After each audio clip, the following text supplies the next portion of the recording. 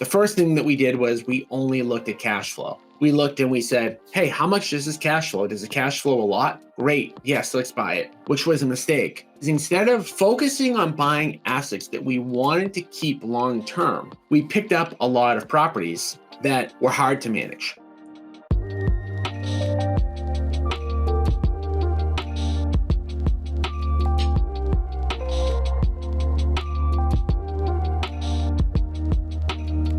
Hey, and welcome everybody to Agent Investor. Agent Investor is the only brand, as you know, that helps real estate agents get off that real estate roller coaster and achieve financial freedom through investing in real estate. At Agent Investor, we have a saying, sales will make you a living, investing will make you wealthy. And we strongly, and I mean strongly, encourage every real estate agent out there to diversify their income away from being 100% related to selling traditional homes. Now, we don't say quit being a real estate agent. I'm a real estate agent. I'm a real estate broker with over 400 agents. But we believe firmly that real estate agents have some unique advantages when it comes to investing in real estate. And we believe that if agents take those small steps to invest in real estate, their lives will change, they will build passive income, and they will no longer be reliant on the ups and downs of the real estate market, no longer be reliant on the potential whims of their buyers and of their sellers. And so everything that we do here, we practice it, we preach it, and we hope that you implement some of the stuff that we talk about. Before I get started, I also want to remind every single person that's listening right now to make an effort to attend as many of our in-person events as you can. We try to host an event each and every month. You can always find out when our next event is by going to www.agentinvestorevent.com. I know that you're probably listening somewhere virtually, whether it's in your car, whether it's at a computer, but nothing is a supplement for getting around other people who are doing what you want to do. Some of my biggest moments, some of my biggest breakthrough moments that I've had in my career have come from attending in-person events. And I'm not just talking about events that I traveled 20 or 30 minutes to get to. I'm talking about events that I had to hop on a plane, go 6 hours, go 5 hours. If you're local, if you're in New England, there's absolutely no reason why you can't hop in your car for that hour, 90 minutes, 2-hour drive, or maybe you're lucky enough, a 20-minute drive to a more convenient location. We are now doing 2 events every single month, meaning 2 different geographic locations in New England. If, again, you want to learn about our next upcoming event, make sure you go to www.agentinvestorevent.com. They say that you're the average of the 5 people that you spend the most amount of time with. Spend more time with people investing in real estate. Spend more time with agent investors by registering at www.agentinvestorevent.com. So the topic for today is going to be probably a pretty easy one for me because it's about our origin story, the company's origin story, and the lessons that we've learned along the way in the close to 20 years that we've been in business. But I'm even going to go back further than that because in reality, no matter when you officially put your stamp on the day that you started your business, all of the actual formation of your business started, well before that. And I'm going to start off by just talking about like how the personal part of my life tied into my business, because there is no way to separate the two. Now, for me, growing up, I know a lot of you have heard this story, but I grew up in Revere, Massachusetts. Growing up, we didn't have much money. I mean, I was, I don't want to put anything out there that's untrue. I didn't go without a meal. I had a house to live in, but, the only thing that my parents ever fought about was money, and we didn't have a lot of it. We almost lost our house multiple times, and for me, at a young age, I'm talking 8, 10, 11, years old, I had a burning desire to make sure that my family moving forward was not going to have financial struggles. Okay. And I had that kind of ingrained at me in a young age. And that was the basis for me, in starting my business. So, as many of you have probably been told, as a younger person in your life, if you expressed any interest in doing well financially, you were probably told, do well in school, get a good job, etc. I was told the same thing. I didn't love school. I do like learning, but I didn't love school. But I became a good student because I thought that that was the way to achieve financial freedom. And so I did that. And it wasn't until 2003, I was in college, I was pre med, and I was working as a pizza delivery boy for Nana's Pizza in Revere, Massachusetts, and driving around in my 2000, white Kia Sophia.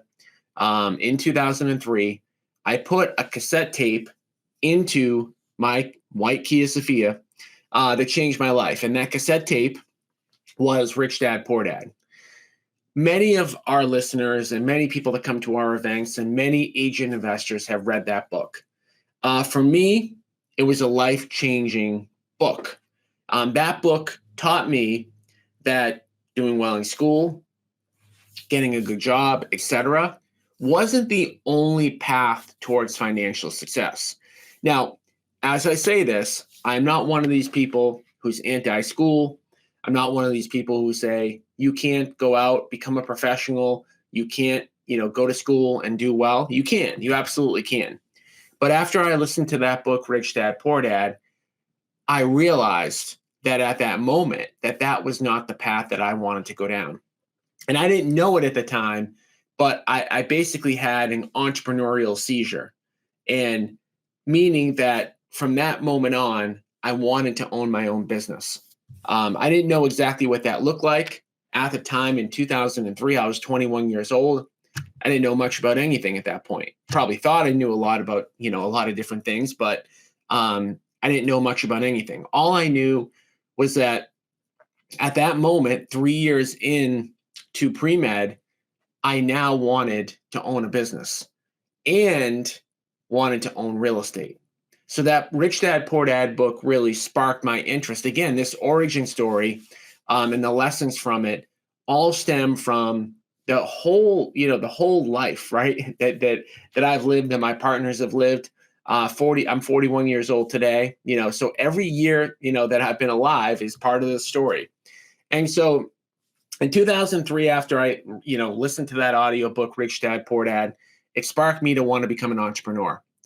And at that time, I wasn't really sure what to do. So I finished out college. I did get a job.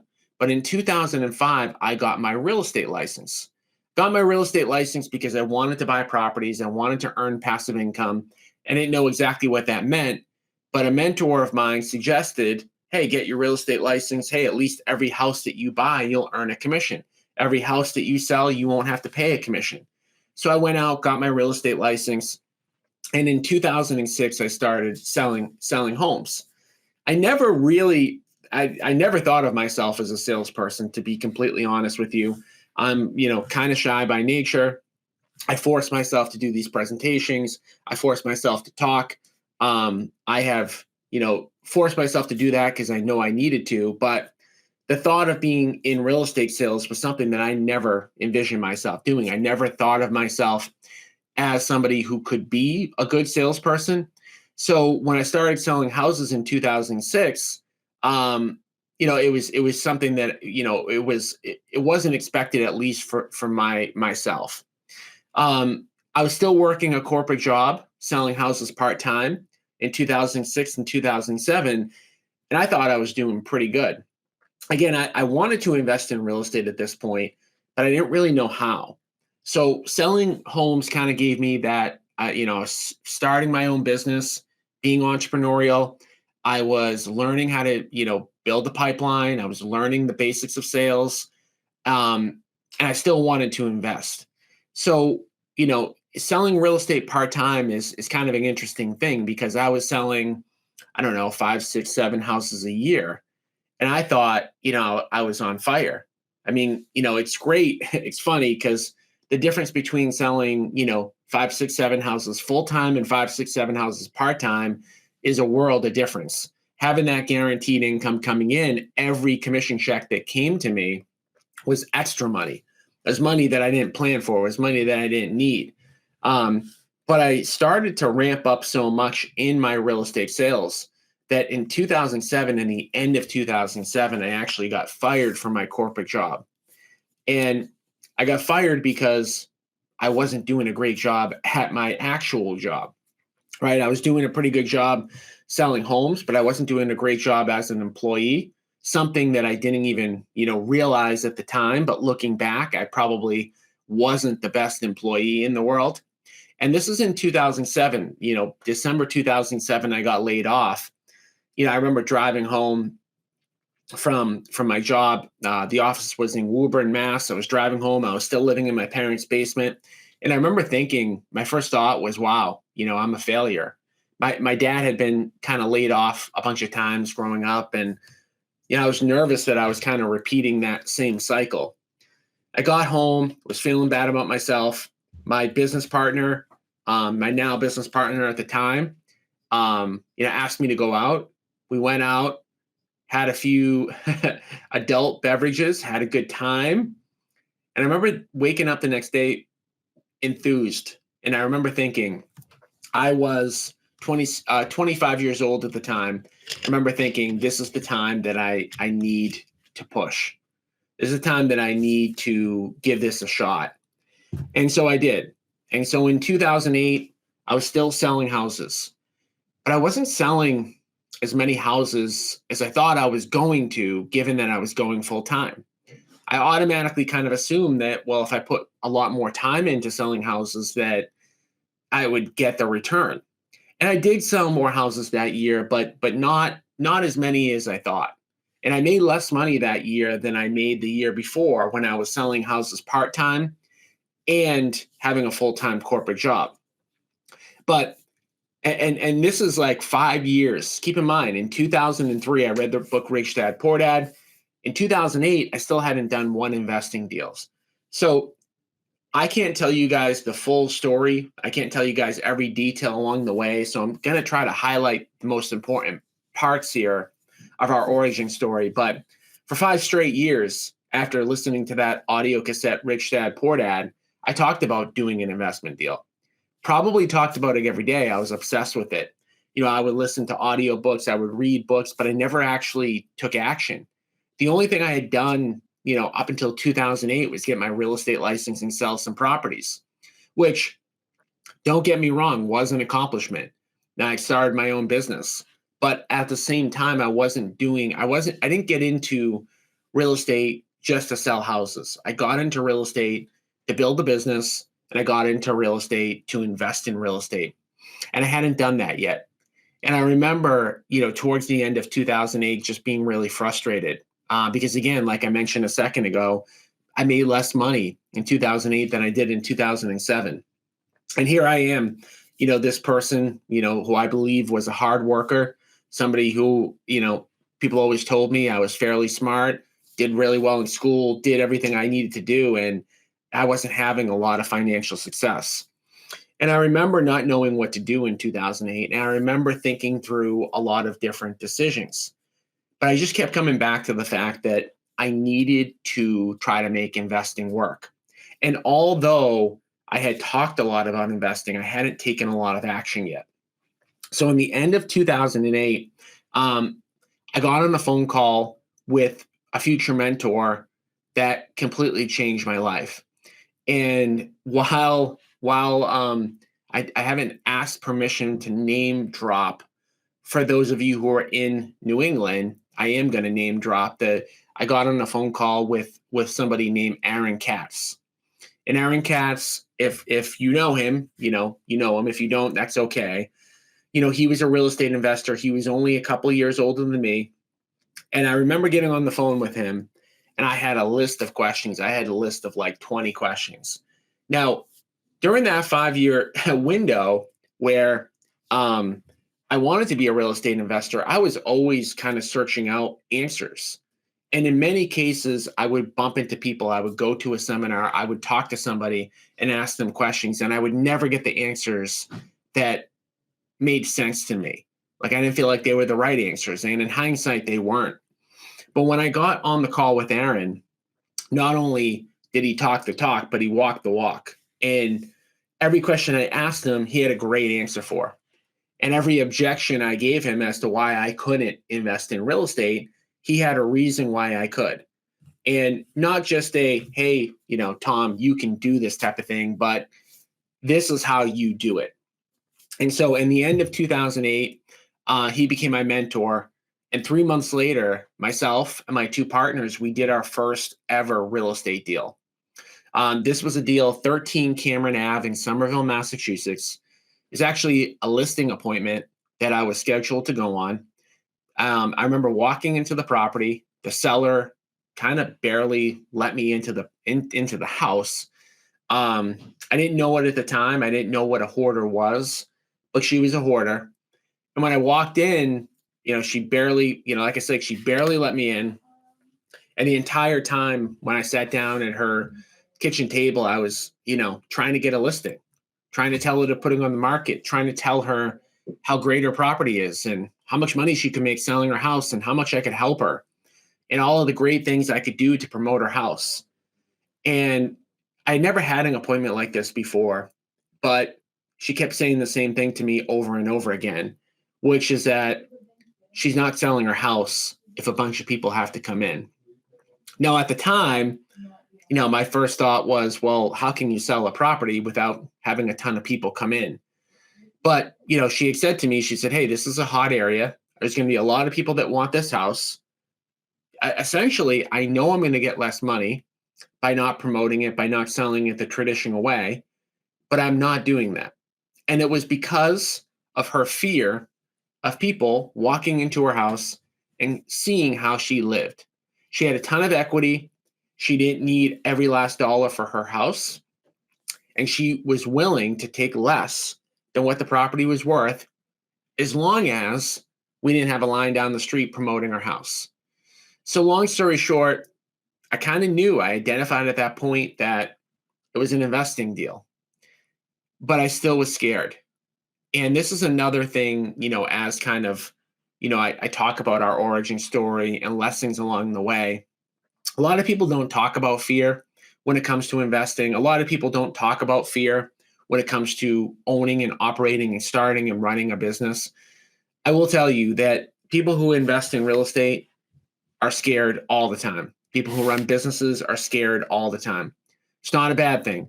I mean, it's something that, when we talk about, people posting stuff online or, putting a front out there that everything is great. I mean, I think we all know when we talk about like what's put out there on social media or just to the public, in many cases, nobody ever talks about any of the struggles or the negative component of this stuff. But in reality, as a 25-year-old, ex-football player who played in high school, played in college, I thought I was a tough guy. I was scared out of my mind to do my first investing deal. And I probably, never said that at the time. Maybe I didn't even know it at the time, but I was. And when I told my mentor, Aaron, about this deal, he said something to me that sparked me doing that first deal, which is, hey, look, we both know it's a deal. We both know that if this property is bought and flipped, it's going to be a lot of money to be made. If you don't do this deal, I'm going to. And he said that in a way, not to say like, I want to steal your deal, but he said it in a way like, you better do this deal. Not only did he encourage me to do that deal, but he showed me how to pull the deal off without a lot of money, because I didn't have a lot of money at the time. And in terms of kind of lessons that I've learned along the way, you can invest in real estate with no money thing. For somebody that's never done it, I will fully admit it sounds like it's impossible. Sounds like it's a scam. It sounds like it's a sales pitch. But I can tell you that has been my life. Yes, I put my own money into deals now, but when I was first starting, I never put up any money in. I couldn't. I didn't have it. So one thing that I've learned, and we teach on this all the time, is that when you have a great deal, money will find you, or it's easy to find money when you have a great deal. The biggest thing that most people don't have are great deals. And most people who have never invested in real estate think that their problem is that they don't have money, when their actual problem is that they don't have a great deal. So we had this great deal in Somerville on Cameron Ave, which my brokerage, which now has over 400 real estate agents in it, was named after. Our brokerage is Cameron Real Estate. The first investing deal we did was 13 Cameron Ave. And to make a long story short on this deal, we made $115,000 on this deal. That deal completely changed my life. It completely changed our business. Because at that moment, we realized a few things. Number one, we could invest in real estate. We were capable of investing in real estate. I know that's a simple statement, but a lot of people don't believe, and myself included at that point in time, that I didn't believe I could invest in real estate. I thought there was something special about other people who had invested in real estate. Well, maybe they had some money, or maybe they had an advantage, or maybe they had this, or maybe they had that, or maybe they had more guts than me. When in reality, none of that was true. That was just, negative self-talk that, everybody has. The reality is before any of us ride a bike, we worry that we can't ride a bike, right? Before any of us swim, we worry that we can't swim. I mean, I can give it a million analogies. But after we did that first deal in 13 Cameron Ave, we realized that we could do this, okay? Second thing we realized was $115,000 on one deal was a lot more money than the commissions I was earning selling real estate. Now, again, this is the beginning of 2009. I didn't stop selling real estate, but I knew moving forward that my focus needed to be on getting seller appointments. And that's what I focused a lot of my time, effort, and energy on. Now, for those of you that are listening, there's so many reasons why going after seller appointments is so much better as a real estate agent. But one of them is that you can have these big hit deals. And for those of you, I'm sure a lot of you are aware, but we have this partnership program where we'll partner with agents on deals. We'll put up the money, we'll do the construction, and we'll split the profits 50-50 with the agents who find us deals. So if you're a real estate agent right now that, knows that going after sellers, that trying to generate seller appointments is more important, that it'll help not only your retail business, but that you can also partner with us and split the profits on a flip where you don't need any money or construction expertise, it's a pretty good deal. So we realized that, after doing that deal that we could do it. We realized that investing was a way to get big chunks of income, right? We realized that if we did a few flips, we could then invest in passive income assets. And that's what we ended up doing. I talked about it when I was promoting this webinar. I talked about the fact that, we've built a pretty big rental property portfolio without having money to start. Well, how do we do that? A big lesson that we learned along the way is that while I didn't get into the business to flip real estate, flipping real estate gets you big chunks of income that then can be used as down payments for passive income assets. Most of the time when people don't invest in passive income assets, it's because they don't have the money for the down payment. Well, how do you get the money for a down payment? Well, if you're selling real estate or you're working, a 40-hour-a-week job, it's hard to save up $100,000 for a down payment for an asset. But when you're fixing and flipping a house, or you partner with us and you do one or two or three of those, all of a sudden you have enough money now for a down payment. So that was another lesson that we learned along the way as part of our origin story. How we grew the business is that while, again, flipping, we didn't get into this business to flip houses. We've now flipped over 1,200 houses. Why have we done that? Well, because we get big chunks of income in order to invest in passive assets, okay? So continuing along, this is in 2009. That was our first deal. So we spent the next 3 or 4 years really perfecting, from 2009 to 2013, building a flipping business.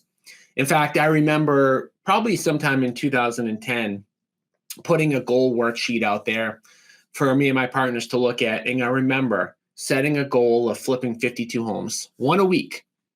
And at the time, the year before that, we had probably flipped maybe 10 houses.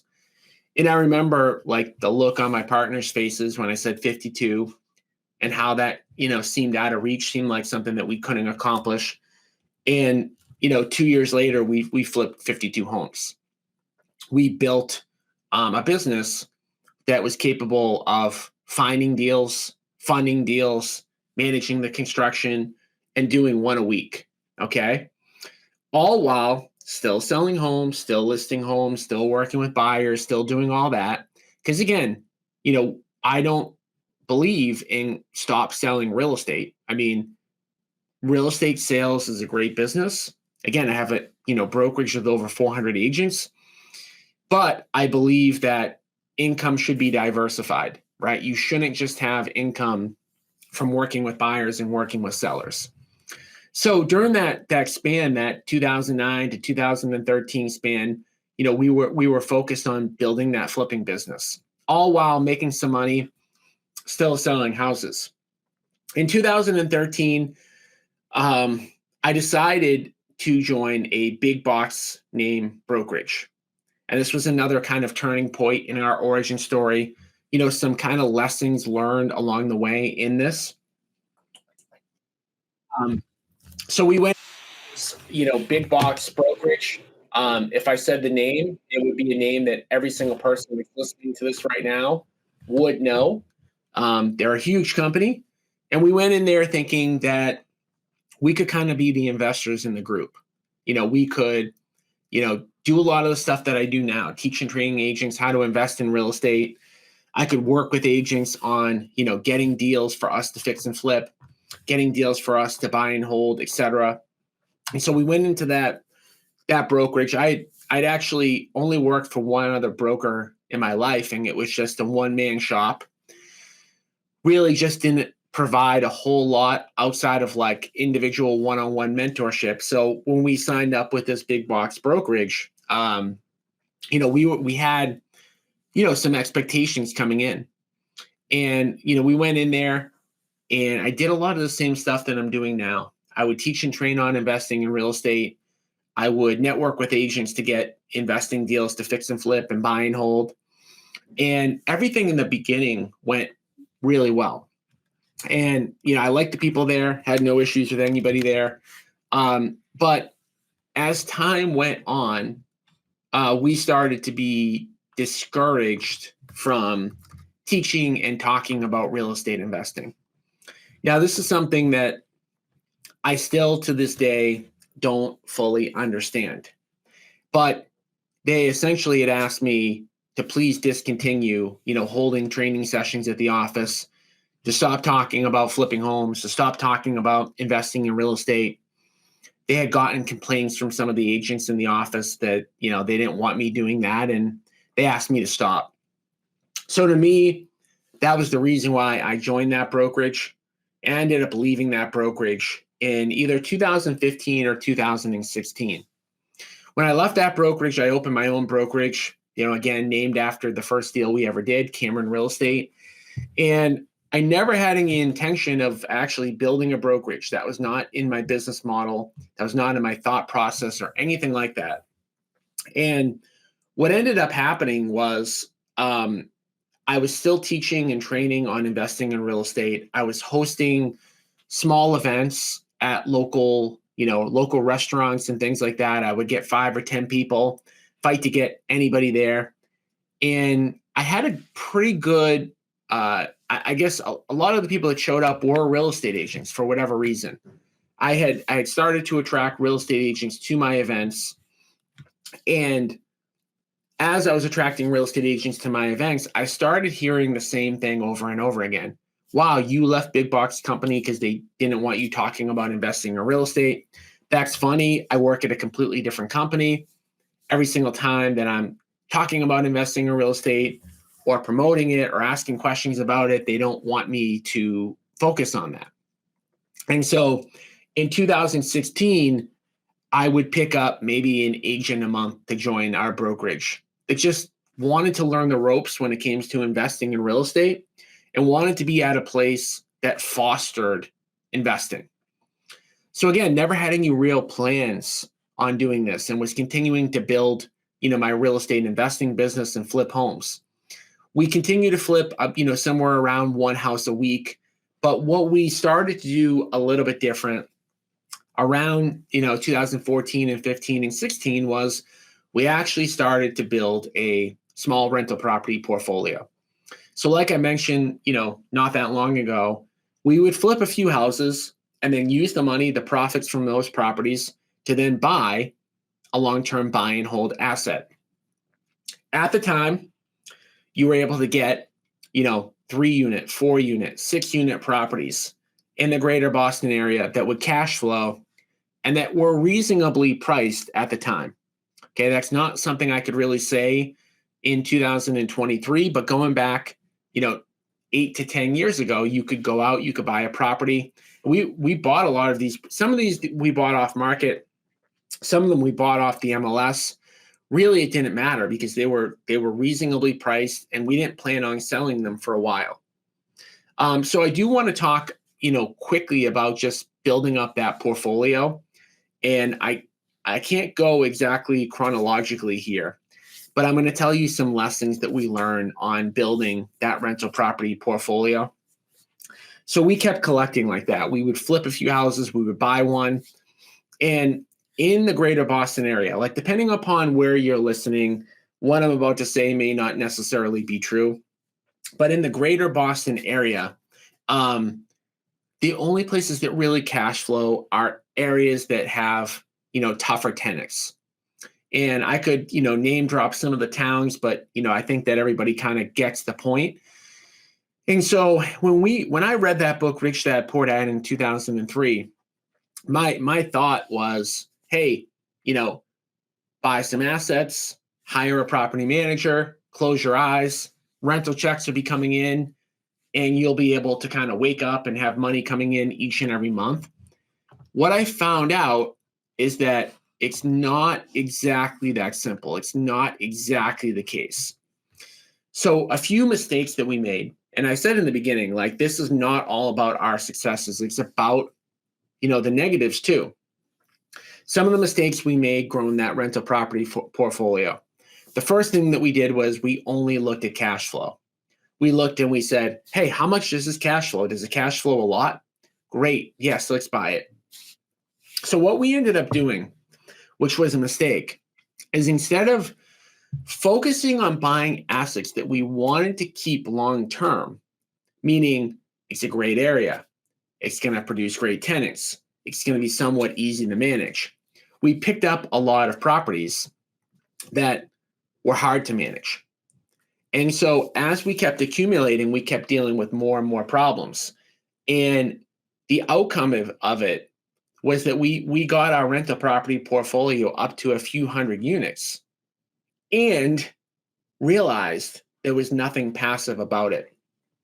So for those of you who don't know the full story that I tell a lot, we ended up taking a big rental property portfolio and selling it, and then converting those into apartment deals that we now, buy and build and syndicate.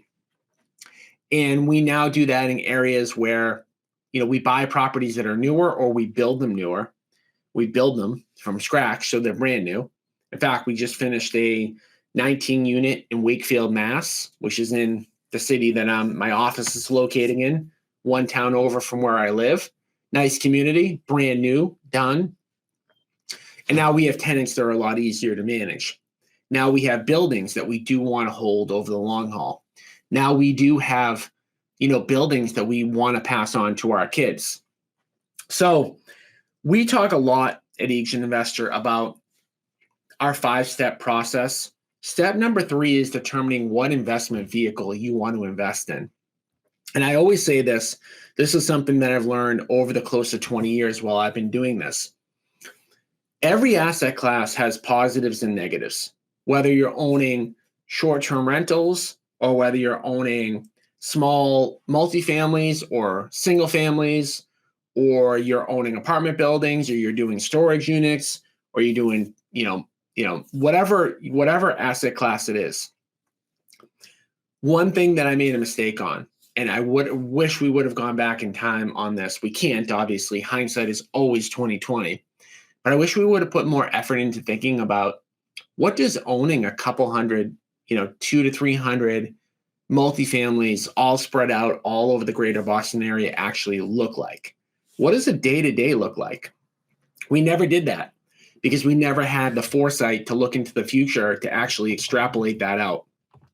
And so as some of you are sitting here and listening to this origin story and listening to our path, and there's a lot of chapters to it.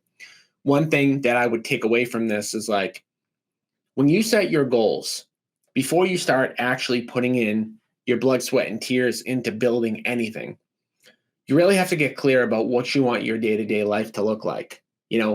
Like, how many hours do you want to work? What type of problems you're always going to deal with problems, but what type of problems are you going to deal with? Are you more apt to want to deal with a short-term rental where maybe the problem is that you're getting people moving in and out every single week, so there's a lot more work there, but maybe it's more the type of work that you want to do? Or are you the type of person that wants to do storage units because of what that day-to-day looks like? And the list can go on and on. So that's how we built our rental property portfolio. Another mistake that we made while building the rental property portfolio is just thinking that you can hire somebody, close your eyes, and things are going to get managed the right way. That doesn't exist. And in fact, one of the biggest lessons that we've learned over these 20 or so years is that it's almost impossible to be passive, completely passive, outside of a few different types of investments. And I'll tell you the way that you can be passive. There's only a few ways that I know to be completely passive. The first would be investing in other people's deals, like syndications. So when we build these apartment deals, we give people the opportunity to invest with us, to be partners with us on these deals. They can be completely passive.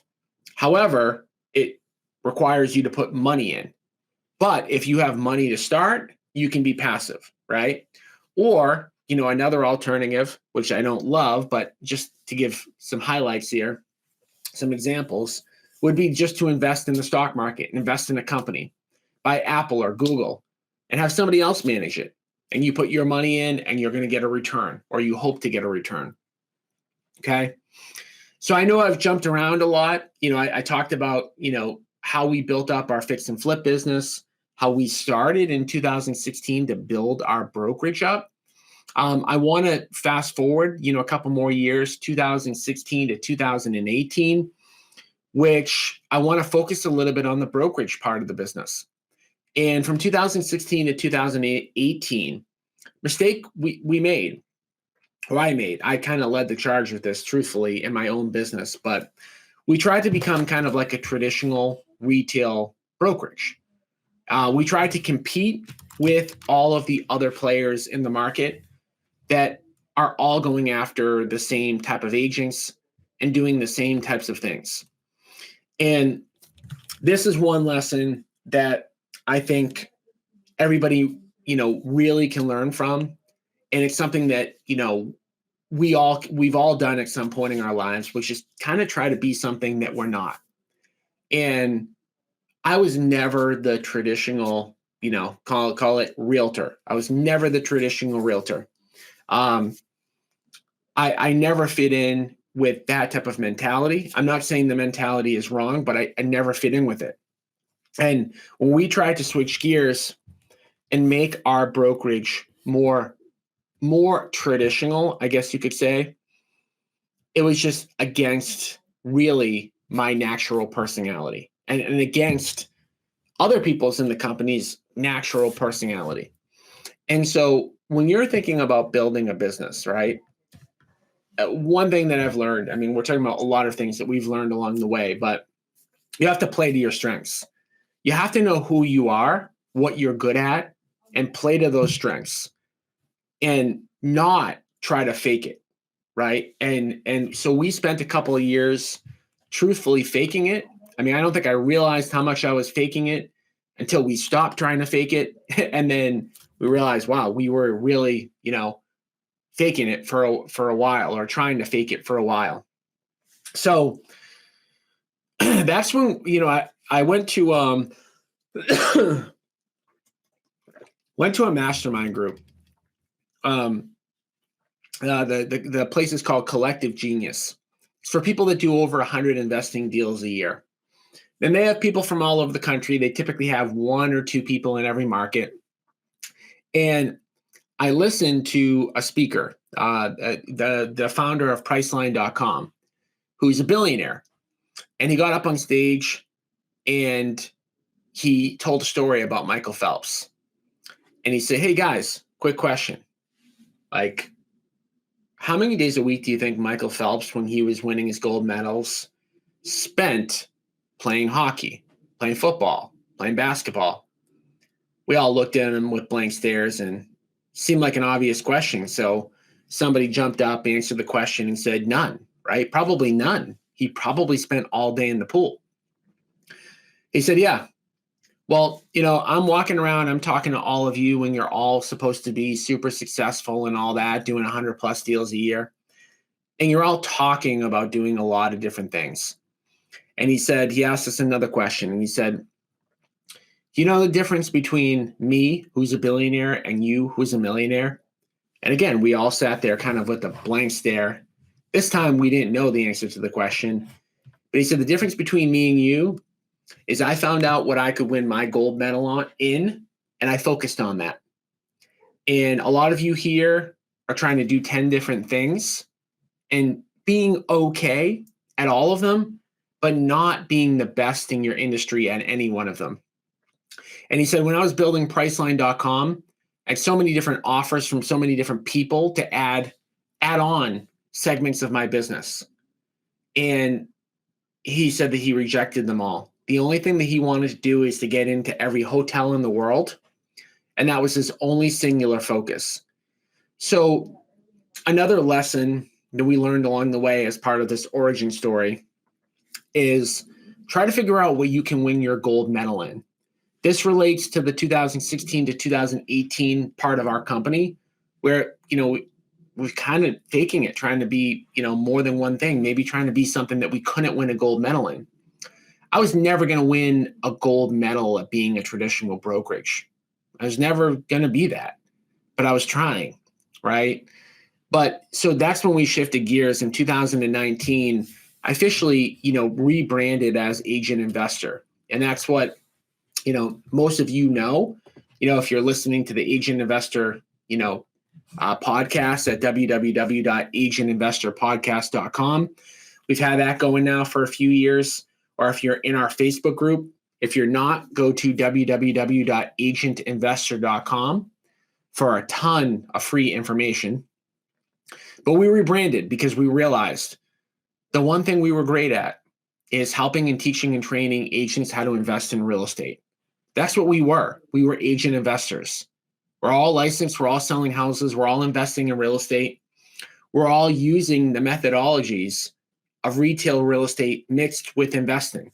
We're all going out there, learning how to generate seller appointments, which, by the way, can be converting into listings or into investment deals. And so that's the kind of up-to-date, version of our story, right? So this is what we can win a gold medal in. And I know I'm talking about us, but as you're sitting there right now, you've got to think about what you can win a gold medal in. What do you love? What are you passionate about? What is your skill set? And how do you use that skill set and your passion to create something that's going to be great? And we believe that we're in the process of doing that with Agent Investor. We just crossed the other day 15,000 members in our Facebook group, right? And that's a big deal for me, right? Do I have 1 million people on my Facebook group? No, I'm not Grant Cardone. I'm not Gary Vee, but we can be the best in that niche, right? At the niche of helping agents invest in real estate. So that's what we're focused on doing. So that's where we're at today, 2023. That's our story. I want to hit on some of the lessons that maybe I didn't talk about yet, because I tried to do my best to go a little bit in chronological order, but there are other things that we did along the way that I think some of you can kind of benefit from. And again, having said all of this is not the full book, right? This is the Cliff Notes version of a 500-page book that is our origin story, that is our story of our company. But for brevity purposes, we've got to do our best to give you guys the Cliff Notes. So I want to talk about what we did right, and also, what maybe we didn't do so good. All right. So what do we do right? We worked hard. We busted our butt. There was no substitute for that. If you work with us, if you're in our inner circle, if I become your mentor, if somebody in my company becomes your mentor, we can shortcut the path to success. But we can't help you achieve what you want to achieve without the hard work. And we worked hard. All right, that's a lesson. Hard work doesn't necessarily always guarantee success, but hard work is a critical element that you can't not work hard. Second thing that we did right, we took our setbacks in stride. I didn't list all of our setbacks. Again, this would be a 3-hour long presentation if I did. We had many setbacks along the way. We had many, haters. We had many things that could have put us down for the count. And it's easy to get discouraged. As you guys are listening to this every day, not every day, as you're listening to it now, if you guys have met me, if you guys know our story, it probably seems like everything is perfect all the time. And it's not. It's not perfect all the time. There's something that happens every single week where it's just like, man, can't believe this happened. It's disappointing. Or it's a setback. And so it's a Japanese proverb that I'm going to screw up, but it essentially says, you fall 6 times, you get up 7. I'm sure I, botched that a little bit, but we've done that. Every time we got knocked down, we got back up, and I'm not saying we didn't feel the pain of getting knocked down. We did, and I'm not saying there weren't times where we didn't feel like getting up. There were plenty of times we felt like not getting up, but we always have, and we always will. All right. So what have we done well? We didn't repeat mistakes. There's, if I forget this, I'm going to botch this one too, but Thomas Edison, when asked, how does he feel about the 10,000 times that he wasn't able to create the incandescent light bulb? And he said, "Oh, you're looking at it the wrong way. I didn't fail 10,000 times. I found 10,000 ways that it didn't work." And what he meant by that is that there's only so many times that he's going to fail. All right. Every time that he tries is another opportunity to succeed. And at some point, he's going to figure it out. Okay. Same thing with this, right? You have to be willing to try and to fail, and you have to be able to not repeat your mistakes. You will make mistakes. If you learn from them and you don't repeat them, you will continue to progress. Another thing we did right, we were always willing to try something new. We're always at some phase tweaking and testing and trying. And I'll give you guys just like a really simple example, and an honest example. A few months ago, I said, well, it's great that we're getting, 80 or 90 people to our events, but I'd love to get more. Well, how can we maybe get more? Well, what if instead of doing one event a month, we did 2?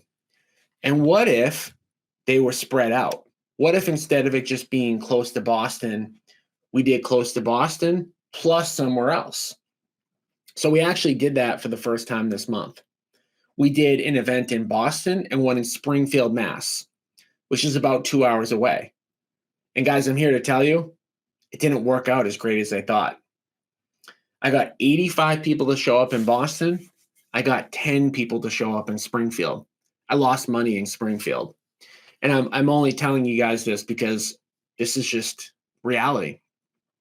But we're not going to give up, right? We're gonna try again in a few different towns. We're going to keep tweaking. So we're always willing to try something new. Maybe it won't work. Maybe 6 months from now, we'll realize, hey, we need to be really close to Boston. It's the only way that we can get enough people to show up to make it worth our while, to make it worth us dropping $5,000, $6,000, $7,000 in an event. Maybe not. Another thing that we did right is we eventually, it took me a while to get around other people that weren't investing in real estate, but I finally did. Took me 5 years, right? From the day that I listened to Rich Dad Poor Dad, 2003, to getting a mentor in the end of 2008, took me 5 years, to get around other investors. Don't let it take 5 years, right? This is something I'm telling you that we did right, but I'm telling you from experience, don't wait 5 years, right? It's great to read a book. It is. It's great to listen to this, video or webinar or podcast, but the real magic happens when you can have a direct conversation with somebody and talk about your goals, what you want to do, what you've already done, and strategies. It's really good to listen to this stuff. And as I'm talking not only to the people who are listening live, I'm talking to the people who are going to listen to this podcast after the fact. I'm going to be talking to the people who listen to this 6 months later. That's all well and good. But the magic happens when it's not a group thing, when it's a one-to-one. So get around other people who are investing, get mentors. If you haven't considered joining our Inner Circle program, sign up for a call at www.agentinvestorinnercircle.com and at least hear what we have to say on that.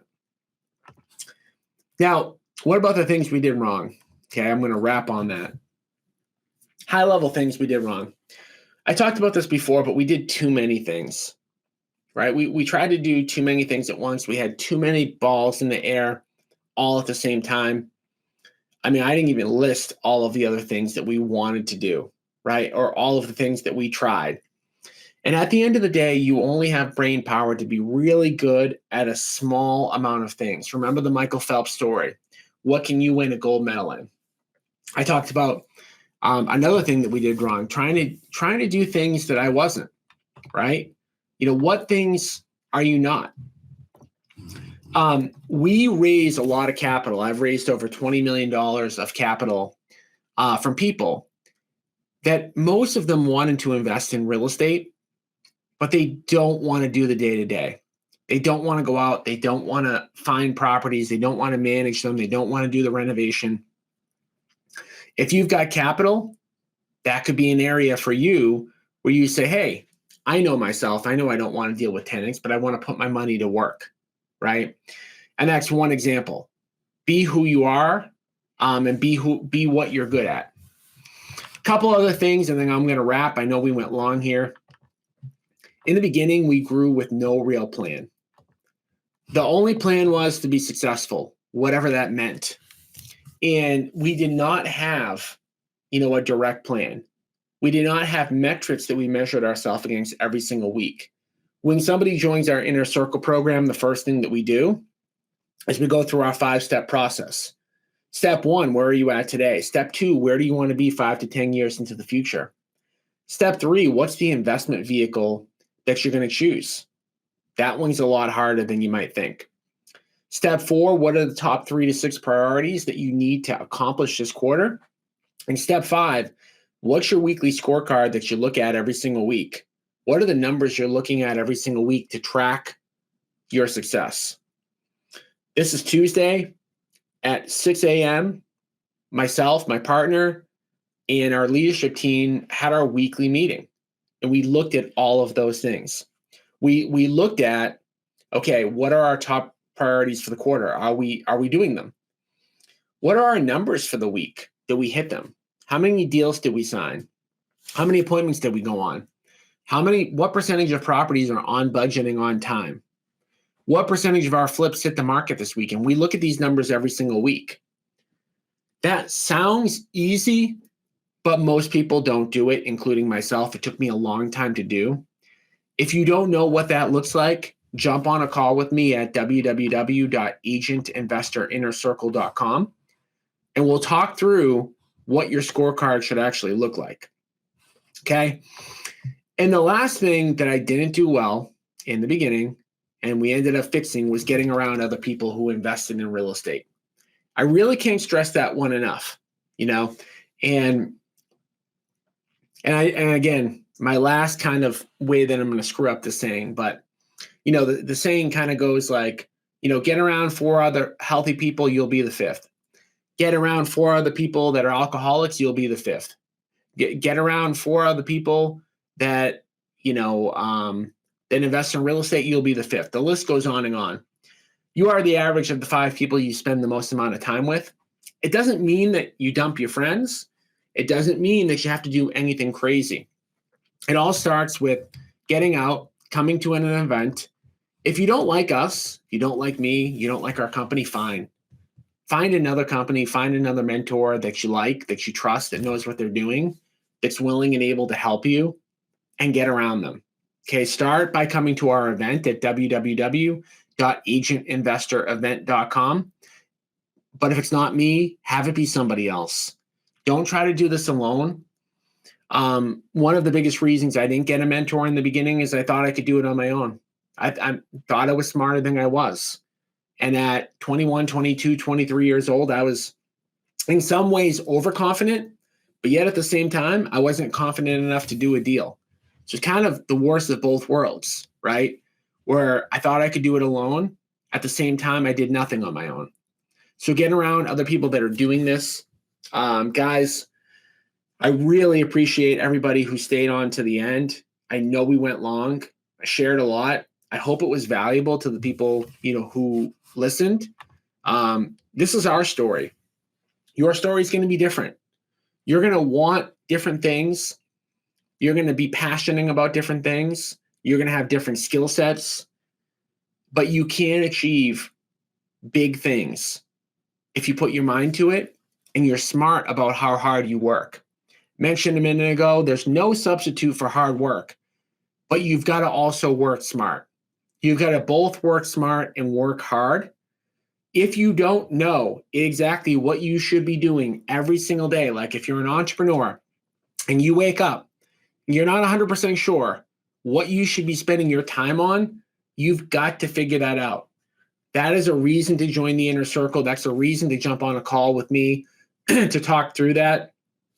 How you spend your time dictates the outcome that you're going to get. Most of this stuff is not gut-wrenching, rocket science. Most of it's not, run a marathon. Like most people who are listening to this have done things that are much harder than what it would take to have big financial success. But it's just that they're not 100% clear on exactly what needs to be done. If you're not clear, jump on a call, www.agentinvestorinnercircle.com, and come to one of our events at www.agentinvestorevent.com. The last thing I'm going to wrap on with this is just, guys, don't forget, diversify your income. It is super important to make sure that you're not just earning income from working with buyers and sellers. With all of the stuff that's going on with the buyer agent commission lawsuits, with everything that's going on in the real estate market, with how flaky clients can be, it's a great business, but it's a nerve-wracking business because you just don't always know when your next paycheck is going to come in. And I know because I was there. Make sure that you make a commitment to adding investing income to your business in the coming year, and you'll be thankful you did. Your family will be thankful you did. You'll have far less stress, and you'll diversify your income. All right, guys, thank you for tuning in. Again, I know it went long, but I think we got, most people to stick around, which means that it must have been somewhat interesting. So thank you for tuning in. We'll be back again soon. Make sure that you're listening to the Agent Investor Podcast at www.agentinvestorpodcast.com. On the go, in your car, while you're working out, while you're walking. There's no excuse to not listen to a couple of podcast episodes a week. All right, guys, thank you for tuning in.